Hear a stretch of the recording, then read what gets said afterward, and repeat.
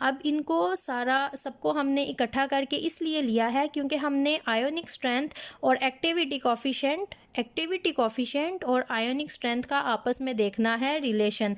अब सबसे पहले अगर हम देखें तो जो एक्टिविटी है वो डायरेक्टली डिपेंड करती है गैमा पे, और गैमा डायरेक्टली डिपेंड कर रहा है आयोनिक स्ट्रेंथ पे, और हमें जो रिलेशन चाहिए वो हमें चाहिए एक्टिविटी और आयोनिक स्ट्रेंथ का। तो हम क्या करेंगे उसके लिए, ये जो रिलेशन है, दो साइंटिस्ट थे, एक डी बाय था, दूसरा हक्कल था, जिन दोनों ने इसके ऊपर काम किया था, और काम करने के बाद उन्होंने एक फार्मूला दिया था जिसको हम डी बाय हक्कल लिमिटिंग लॉ भी कहते हैं, जिसकी वैल्यू हमारे पास आती है log 10 gamma plus minus is equal minus A mod ji positive ji negative square root I. ये वो हमारे पास फार्मूला है जो कि डी बाय हक्कल ने दिया था, जिसको D bye Huckel theory, D bye हक्कल limiting law भी कहते हैं। दिस इज़ log 10, ये दिस इज़ गैमा जो आपको पता है that is activity coefficient, A is a constant, और ये कांस्टेंट हमारे पास आता है कि हम यहाँ पर कौन सा सॉल्वेंट यूज़ कर रहे हैं। तो मोस्टली तो हम वाटर को ही यूज़ करते हैं जब हमारे पास पोलर सोल्यूट्स होते हैं। तो वाटर के लिए जो कांस्टेंट ए की वैल्यू होती है हमारे पास, इट इज़ ऑलवेज 0.509। जब भी हम सॉल्वेंट लेंगे पानी वाटर, तो हम यही वैल्यू यहाँ पर पुट करेंगे। G positive this is for cation, G negative this is for anion, and I is ionic strength. अब ये जी पॉजिटिव जी नेगेटिव की वैल्यूज़ किस तरह से आती हैं?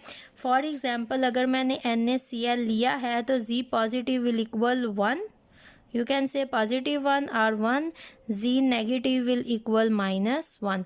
इसके अलावा फॉर एग्जांपल अगर मैं यहाँ पर ले लेती हूँ Na2SO4, z positive will equal, यहाँ पर कितना है चार्ज इसका हमारे पास +1, और SO4 जो है वो हमेशा हमारे पास होता है -2।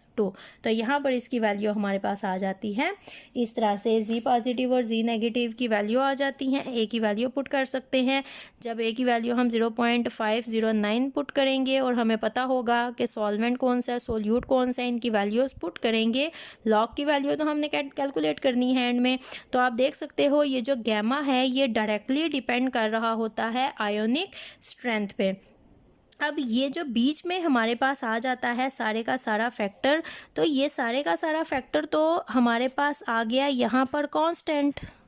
यहाँ पर हमने गैमा की वैल्यू कैलकुलेट करनी है, तो गैमा की वैल्यू डिपेंड कर रही है आयोनिक स्ट्रेंथ पे। इसके इंक्रीज़ करने से या डिक्रीज़ करने से गैमा की वैल्यू भी हमारे पास इंक्रीज़ या डिक्रीज़ करेगी।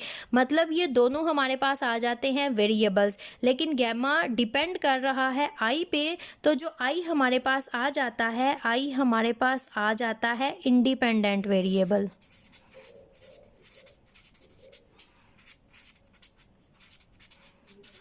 और जो गैमा हमारे पास है डैट इज़ डिपेंडेंट वेरिएबल। अब ये इंडिपेंडेंट और डिपेंडेंट वेरिएबल्स हम क्यों डिस्कस कर रहे हैं, तो मैं दोबारा से यहाँ पर इक्वेशन को लिखती हूँ, विच इज़ log 10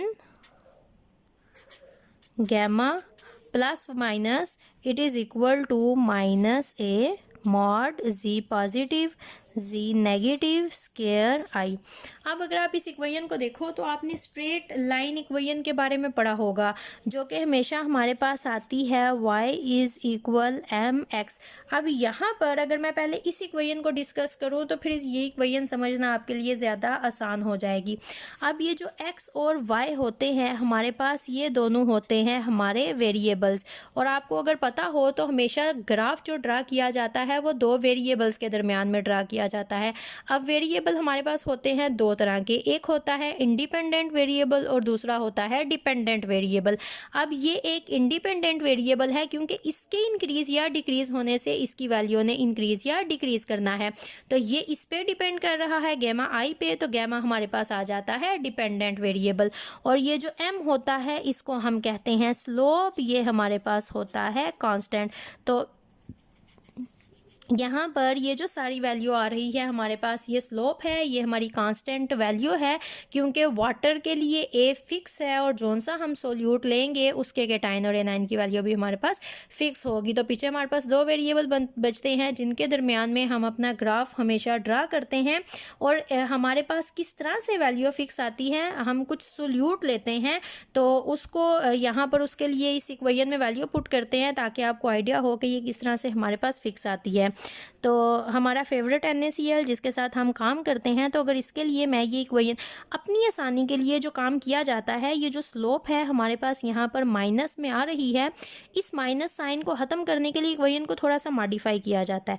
दोनों साइड को माइनस से मल्टीप्लाई किया जाता है, ये माइनस होती है और इसका माइनस ख़त्म हो जाता है, तो माइनस वाई इज इक्वल ये mx बन जाती है। तो यहाँ से माइनस साइन ख़त्म होके यहाँ पर हमारे पास आ जाएगा। तो अगर मैं NaCl के लिए इक्वेशन लिखूँ, ये आ जाएगी minus log 10 gamma plus minus is equal, यहाँ पर z positive 1 z negative 1, 1:1, 1 multiplied by 1 is equal 1, a square root i। ये मैंने लिखा NaCl के लिए। अब एक और एग्जांपल लें, MgCl2।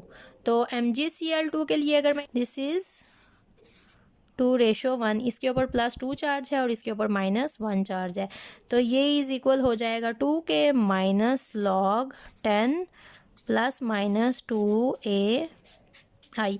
इसका किसी भी कंसेंट, आप जब भी मैग्नीशियम क्लोराइड लोगे, सोल्यूशन किसी भी मोलैलिटी का, किसी भी कंसंट्रेशन का प्रिपेयर करोगे, वैल्यू यहाँ पर हमेशा 2A आएगी। और अगर आपने वाटर लिया है तो 0.509 ही यहाँ पर वैल्यू आएगी। तो ये बीच वाली वैल्यू आपके पास हमेशा कंसंट्रेशन होगी। ये जो सॉल्ट्स लिख रही हूँ मैं इनके लिए।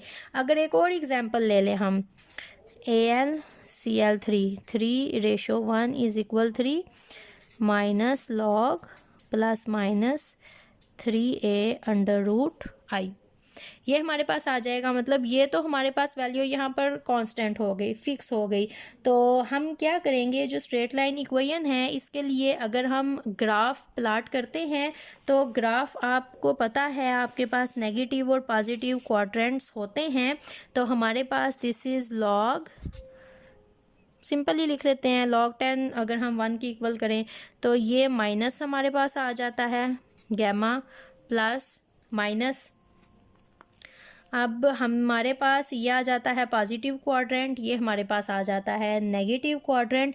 तो अगर मैं NaCl के लिए ये ग्राफ जो कि मेरे पास यहाँ पर जो आती है स्लोप, यहाँ पर एक वेरिएबल हमारे पास ये था, यहाँ पर हमने ले ली है आयोनिक स्ट्रेंथ, x एक्सिस पे, y एक्सिस पे हमने अपना सेकंड वेरिएबल ले लिया जो कि हमारे पास ये था। ये हमारे पास दो वेरिएबल्स थे जो x एक्सिस और y एक्सिस पे ले लिए, और जो स्लोप की वैल्यू हमारे पास है that is -a mod z positive dot z negative. अब हम जब ड्रा करेंगे इट इज़ माइनस, तो ये हमारे पास नीचे वाले क्वाड्रेंट में आएगा। अगर मैं NaCl के लिए ड्रा करूं तो ये मेरे पास इस तरह से आएगी स्ट्रेट लाइन।